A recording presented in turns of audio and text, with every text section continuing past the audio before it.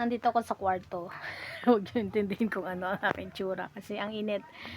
So, another vlog, another content ulit. So, I want to share ang aking napundar nang una ko napundar nung ako'y paguhan sa live streaming, no. Wala pa akong pambiling sound card, ganyan.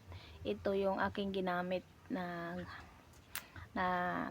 para malakas ang boses, hindi yung full force ang ating vocal cords, no, kasi mahirap ang live stream, mahirap mag live stream na wala kang something ng mic, no, kasi persado itong, kasi sa haba natin pagsasalita, sa haba, kung hindi pa tayo marunong gumamit ng diaphragm, sigurado ay anong tawag nito, mamamaos tayo agad. Like ako noon, talagang ang bilis ko mamaos, hindi ko alam gamitin yung tamang pagsalita, tamang paggamit ng vocal cords through diaphragm. So may nakita ako dito, nakalkal, kasi ako nagliligpit ulit, kahit masama pakiramdam natin, nagliligpit tayo, no. So ayaw ko lang maburyong, ayaw kong mahiga. So ito, may nakalkal ako, guys. Ito yung unang-unang mic ko to na ginamit. Tinanggal ko tong ano niya, noise reduction to, 'di ba? Pag ano.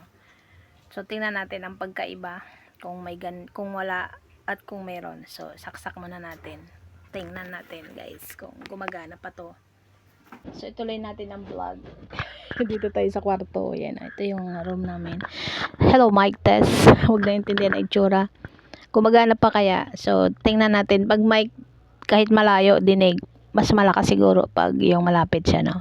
Ganon. Hello, hello, hello. Tagal ko na itong hindi ginagamit. So, I just want to try it again. Kung gagana ba siya. Hassle lang kasi to pag nagbablog na may connection. Hindi pa siya Bluetooth, no?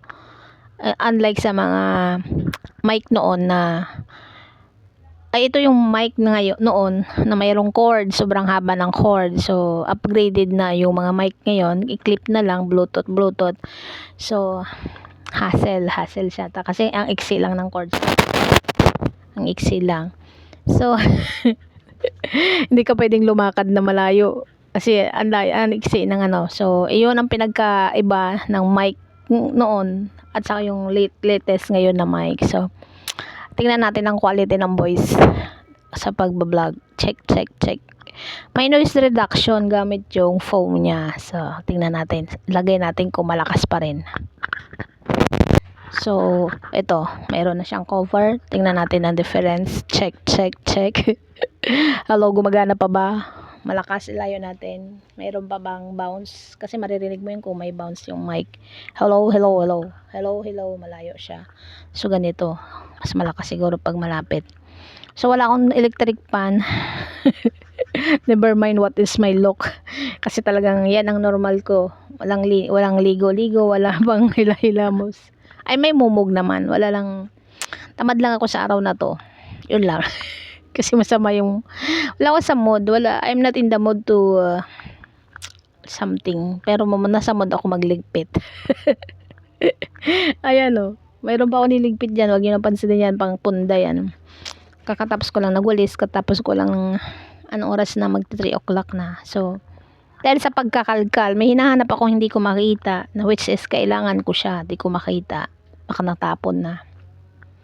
O napamigay na.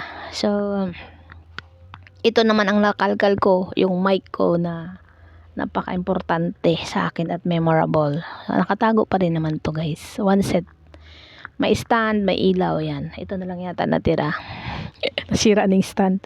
So, yun lang, guys. I wanna share this mic na unang-una kong nagamit sa pagla-live stream at pagbablog. So, ito. This is my old thing na nakatago pa rin. I just wanna share it. Thanks for watching and God bless everyone. Bye!